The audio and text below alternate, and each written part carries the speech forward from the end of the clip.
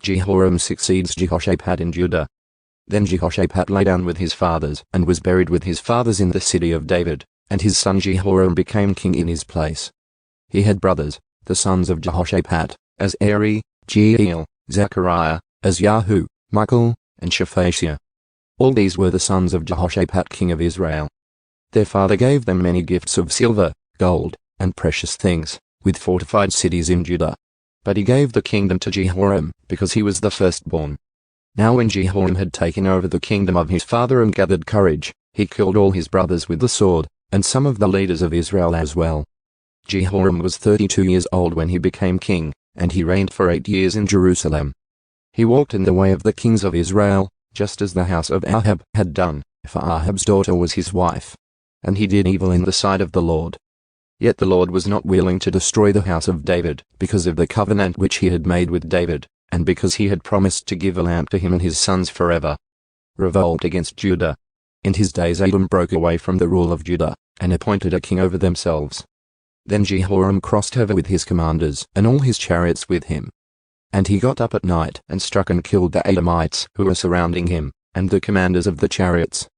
So Edom revolted against Judah to this day. Then Libnah revolted at the same time against Israel, because he had abandoned the Lord God of his fathers.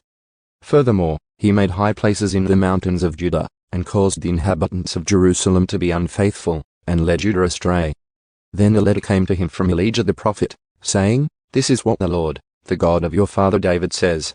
Because you have not walked in the ways of your father Jehoshaphat and the ways of Asa king of Judah, but have walked in the way of the kings of Israel, and have caused Judah and the inhabitants of Jerusalem to be unfaithful as the house of Ahab was unfaithful, and you have also killed your brothers, your own family, who were better than you.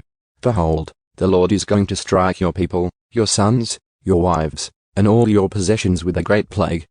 And you will suffer severe sickness, a disease of your bowels, until your bowels come out because of the sickness, day by day." Then the Lord stirred up against Jehoram the spirit of the Philistines and the Arabs who bordered the Ethiopians. And they came against Judah and invaded it, and carried away all the possessions found in the king's house together with his sons and his wives, so that no son was left to him except Joash, the youngest of his sons.